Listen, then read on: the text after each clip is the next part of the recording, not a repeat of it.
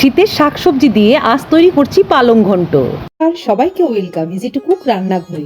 নতুন পুরনো সকল বন্ধুদের অনেক ভালোবাসা দিয়ে শুরু করছি আজকের রান্না। আজ তৈরি করব পালং ঘন্ট। শীতকালে অন্তত একবার সকলের বাড়িতেই এই রান্নাটি হয়ে থাকে। সবার সাথে আজ আমার বাড়িতেও হচ্ছে। তাহলে চলুন রান্নাটি শুরু করা যাক। প্রথমেই আলু, বেগুন, শিম আর পালং শাকটা কেটে ধুয়ে নিয়েছি। তারপর গরম তেলে বড়িটাকে ভেজে তুলে রেখেছি। সেই তেলেই আমি সবগুলো সবজি এখন একসাথে ভেজে নেব। দিয়ে দিলাম পরিমাণ মতো নুন আর হলুদ গুঁড়ো, দিয়ে সবকিছু একসাথে ভালো করে ভেজে নেব।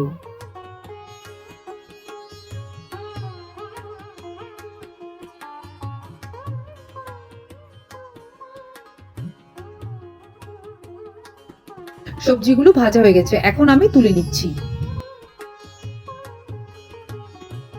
এখন ফোড়নে দেব কালো জিরে আর কাঁচা লঙ্কা আর টুকরো করে রাখা একটি মিডিয়াম সাইজের পেঁয়াজ, দিয়ে সবকিছু একসাথে ভালো করে ভেজে নেব।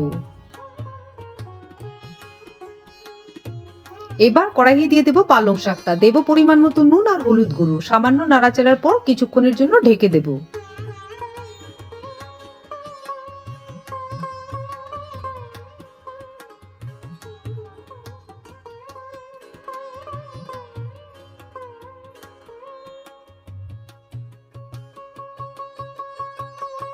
পালং শাক থেকে জল বেরিয়ে একদম নরম হয়ে এসেছে। এবার দিয়ে দেব ভেজে রাখা সবজিগুলো।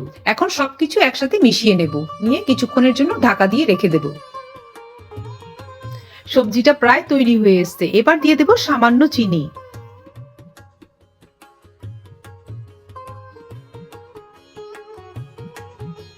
ব্যাস তৈরি হয়ে গেল আমাদের আজকের পালং ঘন্ট। এবার গরম গরম পরিবেশন করুন। আমার মনে হয় এটা গরম ভাতের সাথেই ভালো যাবে। সবাইকে ধন্যবাদ ভিডিওটি দেখার জন্য।